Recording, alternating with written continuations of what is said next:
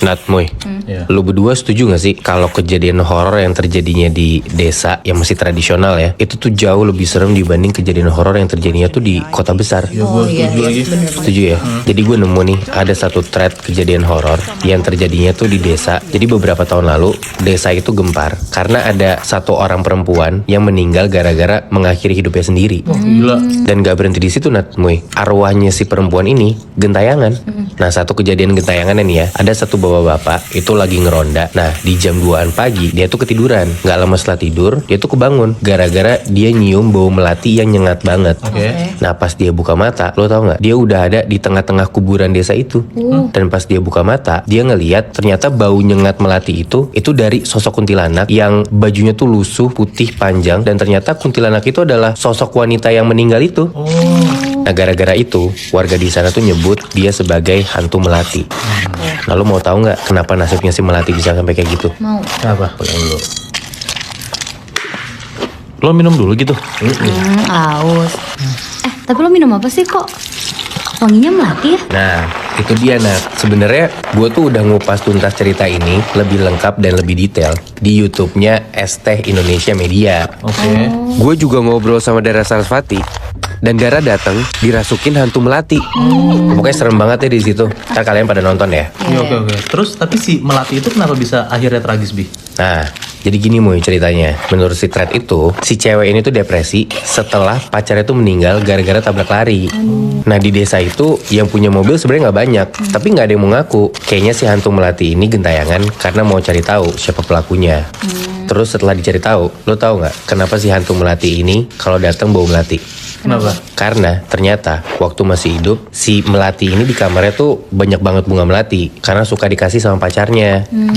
Jadi kayak serem tapi ada campur aduk sama sedihnya gitu ya nggak sih? Iya benar-benar. Wibi, Iya. gue habis denger satu cerita. Dan gara-gara denger ini, gue jadi tahu ciri-ciri santet yang paling gak bisa dikalahin tuh santet yang kayak gimana. Nanti gue kasih tahu ya. Iya. Jadi ini tuh ceritanya sempat ramai di Twitter. Kejadiannya di Semarang dan yang ngalamin namanya Ardi. Nah, bapaknya Ardi ini buka toko di salah satu pasar. Dan dia tuh jadi yang paling laris dibanding pedagang-pedagang lainnya. Oke.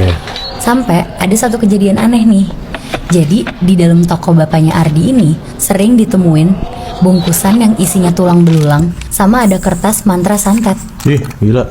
Nah, yang paling parahnya, santetnya ini tuh udah mulai nyerang keluarganya Ardi. Salah satunya, malam-malam, adenya Ardi ini ditemuin keluar darah dari semua lubang di mukanya. Ih. Wow. Dan dari situ, bapaknya tuh mau langsung nyantet balik orang itu. Tapi, lo tau gak Moy, Bi? Si dukun kenalan bapaknya Ardi ini, dia tuh nyerah dan bilang kalau misalkan santetnya ini tuh gak bisa dilawan. Karena katanya santet yang gak bisa dikalahin itu, ciri-cirinya adalah santet yang bisa manggil jin dari seberang lautan. Oke. Dan katanya jin yang nyelakain keluarganya si Ardi ini datang dari Indonesia Timur, nyebrang ke Semarang. Jauh banget. Dan nama santetnya itu Santet Segoro Pitu. Oh, oke. Santet Segoro Pitu. Nah, cerita Santet Segoro Pitu ini baru aja dibuatin filmnya. Sumpah, ini tuh ngeri banget sih filmnya. Ini tuh bukan film tema santet yang isinya tuh muntah paku sama darah-darah doang. Tapi lo disajiin sama banyak banget penampakan makhluk halus yang bikin lo merinding banget pokoknya. Dan yang bikin gue gak nyangka, selain kengerian hantu-hantunya, ini buat lo yang suka gore, ini gore-nya dapet banget sih filmnya. Nah, film Santet Segoro Pitu tayang di bioskop tanggal 7 November 2024. Kalian berdua harus nonton deh. Oke. Oh ya, dan satu lagi sih, gue nggak bakal ngasih tau kalian siapa sebenarnya yang ngirim Santet Segoro Pitu ke keluarganya Ardi, karena bakal dijelasin di filmnya. Dan siap-siap plot twist banget deh ceritanya. Oke. Nat, Moy, Iya. lu tahu kan kalau di Jakarta tuh banyak banget museum sejarah. Iya. Nah, salah satunya ada museum di daerah Tanah Abang, namanya Museum Taman Prasasti.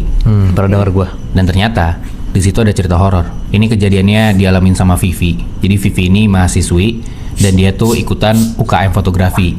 Nah, UKM fotografinya itu lagi ada kayak night fotografi lah di Museum Taman Prasasti ini. Ya. Jadi kayak foto-foto hunting malam-malam gitu. Oke. Udahlah, dia ke sana, terus nyari-nyari spot, sampailah dapet satu spot foto yang menurut dia bagus. Nah, spot foto ini itu tuh kayak ada kereta zaman Belanda gitu.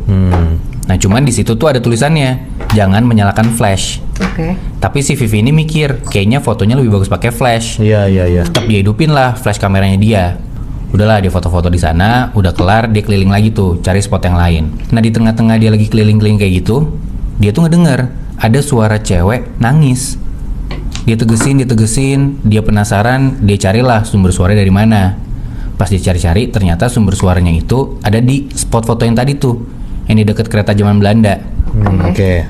Deketin, suaranya makin kenceng. Nah pas Vivi lihat di belakang kereta zaman Belanda itu, ternyata ada cewek pribumi, palanya berdarah, kakinya juga remuk, terus ngesot ke deket si Vivi sambil nangis-nangis minta tolong. Anjir tuh setan berarti Bi. Itu setan, Muy. Gila. Serem banget kan? Iya. Nah Vivi panik tuh, dia kabur dari sana. Udah sampai rumah, udah mulai tenangan lah. Dia cek-cek tuh kameranya, mau ngeliat hasil foto yang tadi. Pas dia cek, ternyata foto-foto yang dia udah ambil hilang semua, Nat, Muy. Lah, kayak item aja gitu. Nah di tengah Vivi lagi bingung kayak gitu, tiba-tiba Vivi ngedenger dari arah luar kamarnya dia ada suara cewek nangis. Terus pas dia lihat ke sela-sela pintu bawah itu, pintu kamarnya, kayak ada bayangan yang gerak-gerak gitu. Oke. Vivi jalan lah ke pintu kamarnya, dia ngintip keluar. Pas dia lihat, ternyata di depan kamarnya Vivi itu ada cewek yang tadi, cewek pribumi itu ngesot ke deket Vivi sambil teriak-teriak minta tolong. Anjir, ngikut sampai rumah berarti anak. Serem banget kan? Wibi, Iya. salah satu kebiasaan orang tuh kelaparan tengah malam. Biasanya mereka tuh bela-belain bikin makanan tengah malam, walaupun kondisi rumahnya tuh udah sepi banget. Iya. Tapi yang harus kalian tahu tuh, padahal itu jam-jam rawan untuk sosok-sosok di rumah lo tuh berkeliaran. Iya, benar. Nah, jadi kejadian ini tuh dialamin sama Rani namanya. Rani ini tuh lagi ngerjain skripsinya terus sampai malam. Jadi ada satu malam di mana dia tuh kelaparan banget dan dia tuh baru inget kalau dia tuh makan terakhir tuh sore. Akhirnya dia mutusin untuk bikin mie di rumahnya dia. Itu tuh kejadiannya sekitar jam 12:30 malam. Nah sambil nunggu mie-nya mateng, si Rani tuh main HP aja karena biar nggak bosen kan. Cuma pas Rani nengok ke kompornya, ternyata kompornya ini tuh mati. Apinya tuh mati tiba-tiba. Padahal dia tuh inget banget udah nyalain kompornya tadi. Iya. Ya udah tuh, akhirnya dinyalain lagi sama Rani, terus dia main HP lagi. Gak lama pas dia mau ngecek mie-nya udah matang atau belum, ternyata apinya mati lagi, Bi. Nah si Rani yang udah ngerasa aneh banget, kali ini tuh dia bener-bener merhatiin si knop kompornya itu. Iya. Bener-bener dia perhatiin, dan bener aja Bi, si knop kompornya itu kayak tiba-tiba tuh dari nyala jadi mati tek gitu, kayak ada yang gerakin gitu. Dan pas dia lagi merhatiin itu, tiba-tiba tuh dia ngedenger ada suara perempuan ketawa cekikikan kayak ngejek si Rani itu. Wah, gila. Di situ dia takut banget, dia langsung lari ke kamarnya, ngumpet di dalam selimut, dan dia baca Al-Fatihah kenceng-kenceng. Dan pas udah ayat terakhir, walat dolin, itu tuh dari luar selimutnya dia ada yang ngejawab suara perempuan, amin. Ih, merinding gua. Dan si Rani tuh di situ bener-bener gak berani keluar dari selimutnya dia. Dia bener-bener ngumpet terus sampai pagi, dan sampai detik ini si Rani nggak tahu tuh sosoknya apa. Tapi berarti si sosok penunggu rumahnya Rani ini tuh kuat banget gak sih? Bahkan sampai udah dibacain Al-Fatihah aja tuh Iya. masih ngejawab kayak gitu Iya, kan. benar. Muibi, Iya. ada satu rest area di Jawa Barat yang katanya angker karena pernah ada kejadian yang makan korban jiwa. Nah kejadiannya apa gue ceritain di akhir ya. Gue tahu dari mana. Jadi ada perempuan namanya tuh Sisil. Sisil ini tuh sama suaminya lagi jalan pulang dari rumah orang tuanya. Akhirnya karena suaminya itu kebelet BAB, mereka melipir dulu lah ke rest area. Di situ tuh posisinya udah jam 11 malam. Sisil ini tidur di mobil dan suaminya tuh mau ke toilet. Jadi Sisil sendirian tidur di mobil tuh. Nah pas dia lagi tidur, tiba-tiba ada yang ngetok-ketok kaca mobilnya. Terus akhirnya dia kebangun lah. Dan pas Sisil ngeliat, kalian tahu nggak? Dia ngeliat sosok perempuan, badannya tuh penuh luka bakar, mukanya gosong, dan rambutnya, kulit kepalanya tuh kayak kelupas-lupas gitu. Buset. Nah ngelihat itu dia histeris banget kan. Akhirnya dia langsung keluar dari mobil. Dia teriak-teriak minta pertolongan. Dan kebetulan ada bapak-bapak lewat tuh. Terus bapak-bapaknya ini nanya, Neng kenapa Neng? Akhirnya si Sisil ceritain lah apa yang terjadi tuh ke si bapak itu. Terus si bapak itu nanya, Neng sendirian di sini? Terus Sisil bilang, enggak pak, ada suami saya tapi lagi di toilet. Terus si bapaknya bilang, ya udah saya temenin ya. Akhirnya ngobrol-ngobrol lah mereka di situ. Terus si bapak tuh ceritalah ke si Sisil, katanya dulu di rest area itu tuh ada kejadian bus Damri kebakar. Yang nyampe ke orang-orang sih nggak ada korban jiwa. Padahal sebenarnya ada korban jiwanya, yaitu penumpang-penumpang yang duduk di kursi paling belakang. Nah mungkin yang nyamperin si Sisil itu adalah salah satu sosok itu. Iya bisa jadi sih. Nah itu posisinya mereka ngobrol-ngobrol tuh di trotoar pinggir jalan gitu, sambil nunggu suaminya balik kan. Tapi lama-lama si Sisil nih ngerasa kayak ada yang aneh gitu. Sisil tuh nyium bau gosong kayak kebakar gitu Muibi. Dan pas Sisil sadar, Sisil nih ngeliat si bapak-bapak di sebelahnya dia nggak pakai sendal. Terus tuh kakinya kayak penuh luka bakar gitu. Dan pas dia lihat dari bawah ke atas, di pergelangan tangan bapaknya sampai ke leher, itu tuh bener-bener penuh luka bakar Muibi. Di situ Sisil tuh udah mulai ngerasa overthinking gitu kan, kayak dia mikir, aduh jangan-jangan bapak-bapak ini tuh setan. Dan yang lebih epicnya Muibi, kalian tahu nggak? Si bapak-bapaknya ini tuh ngomong, ya udah Neng, bapak harus pergi dulu ya. Maaf ya Neng, tadi istri bapak nakutin Neng. Aduh. Jadi ya korban bus Damri itu bapak dan istrinya itu.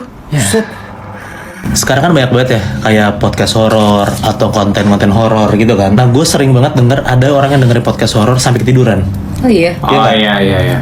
Nah mungkin bisa jadi tanpa dia sadarin banyak banget ada makhluk halus yang ikut dengerin bareng dia. Iya jadi kayak dengerin rame-rame ya. Iya, nah, ternyata itu dialamin sama satu cewek namanya Astri. Jadi Astri ini sering banget dengerin podcast horor malam-malam sampai ketiduran lah. Sampai ada di satu momen waktu pas si Astri ini dengerin podcast horor sampai ketiduran, tiba-tiba dia mimpi. Dia mimpi kayak dia tuh ngeliat ada cewek yang belakangin dia, dan si cewek ini tuh minta sisirin dia, minta disisirin gitu loh. Pas Astri nyisirin 1, 2, 3 helai gitu, tiba-tiba rontok rambutnya, rambut si cewek ini rontok sampai Astri ngeliat pas rambutnya udah botak, itu tuh kepalanya tuh nggak ada tempurungnya Nah langsung daging gitu. Nah karena kaget akhirnya Astri kebangun lah. Nah pas Astri kebangun itu dia tuh tidur di keadaan lampu lagi mati. Nah dia tuh denger tuh ada suara HP dia masih nyambung tuh, podcastnya masih jalan. Nah pas dia kebangun dia tuh pengen matiin HP-nya, matiin podcastnya. Nah dalam keadaan gelap itu dia tuh coba kayak nyari HP-nya tapi nggak ketemu. Tapi dia denger ada suaranya. Dia raba-raba kasurnya sampai akhirnya dia tuh nggak tuh kayak akhirnya gue megang HP gue. Tapi dia ngerasa HP dia itu ketutupan sama rambut. Dia pegang rambutnya dan dia tuh nggak kayak kok rambutnya panjang banget, kan di kasur di bawah sini ya. Nah dia tuh ngikutin tuh kayak alur rambutnya kemana sampai akhirnya dia ngeliat ujung rambutnya itu ada di atas lemarinya. Nah pas dia lihat di atas lemari itu ada kuntilanak lagi ngeliatin dia sambil melotot. Gila. Shit. Jadi ternyata waktu pas dia ketiduran dan pas dia lagi dengerin podcast itu, ternyata ada kuntilanak ngikut dengerin bareng sama dia. Tapi di atas